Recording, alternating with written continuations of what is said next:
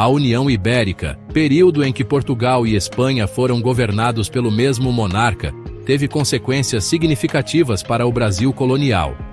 Essa união, que durou de 1580 a 1640, começou quando o rei Felipe II da Espanha herdou o trono português. Sob a União Ibérica, os vastos territórios portugueses, incluindo o Brasil, ficaram sob domínio espanhol. Uma consequência notável dessa mudança política foi a expansão do território português no Brasil. Essa expansão foi impulsionada pelos bandeirantes, exploradores e aventureiros que se aventuraram no interior em busca de ouro e escravos. Os bandeirantes desempenharam um papel crucial na expansão do controle português sobre o Brasil. Suas expedições levaram à descoberta de minas de ouro, que trouxeram riqueza considerável para a coroa portuguesa. No entanto, essa expansão também levou a um aumento dos conflitos com as populações indígenas. Os bandeirantes frequentemente escravizavam os indígenas e os forçavam a trabalhar nas minas ou em plantações. A União Ibérica também teve um profundo impacto na indústria açucareira no Brasil. O açúcar era uma commodity valiosa na Europa, e o Brasil havia se tornado um grande produtor. Durante a União, o acesso português aos mercados de escravos africanos foi interrompido devido à rivalidade da Espanha com outras potências europeias. Essa interrupção levou à escassez de mão de obra nas plantações de açúcar, prejudicando o crescimento da indústria. No entanto, a União também trouxe alguns benefícios para a indústria açucareira. Comerciantes e financistas espanhóis investiram na produção de açúcar brasileira, fornecendo o capital necessário. Além disso, a coroa espanhola implementou políticas para proteger o açúcar português da concorrência, garantindo um mercado estável. A União Ibérica teve consequências imprevistas para Portugal, particularmente em suas possessões coloniais. À medida que o domínio global da Espanha crescia, também aumentava sua lista de inimigos. Um desses inimigos era a República Holandesa, que buscava desafiar o poder espanhol e expandir seu próprio império colonial. Essa rivalidade se estendeu ao Brasil, onde a Companhia Holandesa das Índias Ocidentais, uma poderosa companhia de comércio, viu uma oportunidade de tomar o controle dos territórios portugueses. Em 1624, os holandeses lançaram uma grande expedição para capturar a Bahia, o coração da produção açucareira do Brasil. A invasão foi inicialmente bem-sucedida, e os holandeses ocuparam a Bahia por mais de um ano. No entanto, uma força combinada de tropas portuguesas e brasileiras, auxiliadas por aliados indígenas, acabou repelindo os holandeses. A Companhia Holandesa das Índias Ocidentais, não se deixando abater pelo revés na Bahia, voltou suas atenções para outro prêmio, Pernambuco. Pernambuco, assim como a Bahia, era um centro de produção de açúcar e tinha importância estratégica para o controle das rotas comerciais no Atlântico Sul. Em 1630, os holandeses lançaram um ataque surpresa a Recife, a capital de Pernambuco.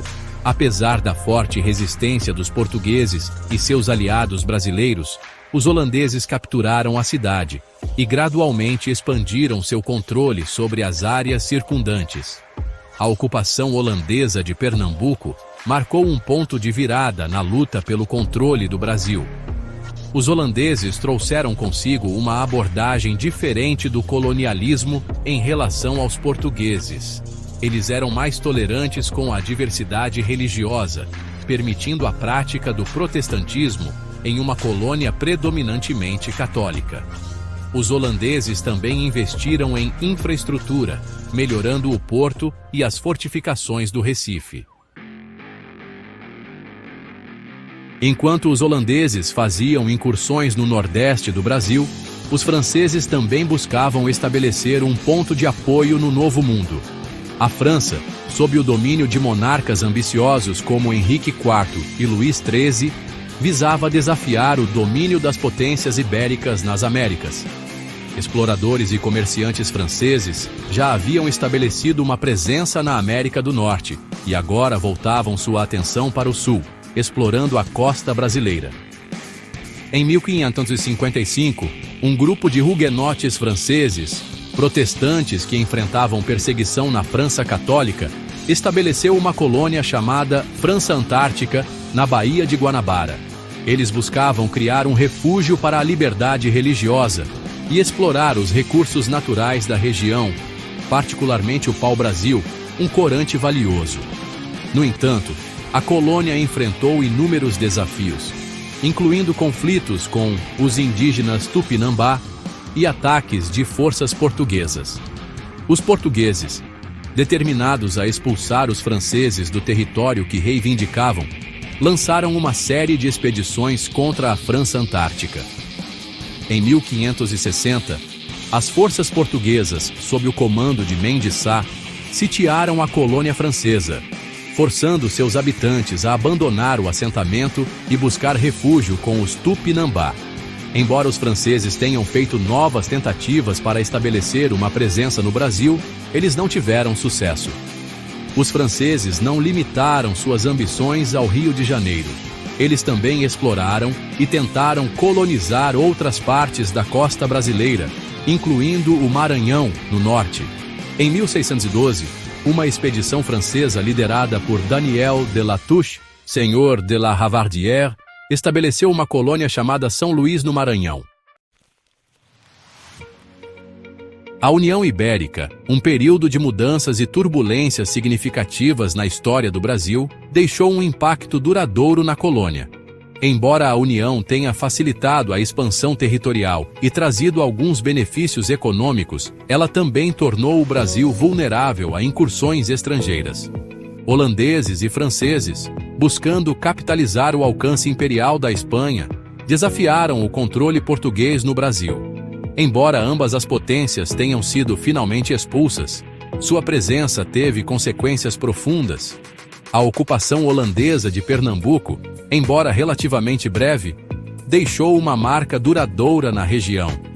O foco da Companhia Holandesa das Índias Ocidentais na produção e no comércio de açúcar levou ao desenvolvimento de um sistema econômico sofisticado. Os holandeses também introduziram novas técnicas e tecnologias agrícolas, que influenciaram a agricultura brasileira mesmo após sua partida. Além disso, o intercâmbio cultural durante a ocupação, principalmente na arte e arquitetura, enriqueceu a sociedade brasileira. Lembrando nomes como Maurício de Nassau e Franz Post, fica evidente a influência que esse período teve na nossa cultura. As incursões francesas, embora menos bem-sucedidas do que a ocupação holandesa, também deixaram sua marca no Brasil. A presença francesa, embora curta, introduziu novas ideias e práticas. Por exemplo, os huguenotes franceses que se estabeleceram no Rio de Janeiro trouxeram consigo sua fé protestante e uma abordagem diferente do colonialismo, enfatizando a coexistência pacífica com os povos indígenas. Embora as colônias francesas tenham sido finalmente abandonadas, elas contribuíram para a diversidade cultural do Brasil. A União Ibérica também moldou a relação do Brasil com Portugal. A união, embora inicialmente benéfica para Portugal, acabou enfraquecendo o reino. A coroa portuguesa tornou-se cada vez mais dependente do apoio espanhol, e a economia portuguesa sofreu com as políticas espanholas. Essa dependência da Espanha alimentou o ressentimento em Portugal e contribuiu para o crescente desejo de independência, culminando no que conhecemos hoje como a Restauração Portuguesa.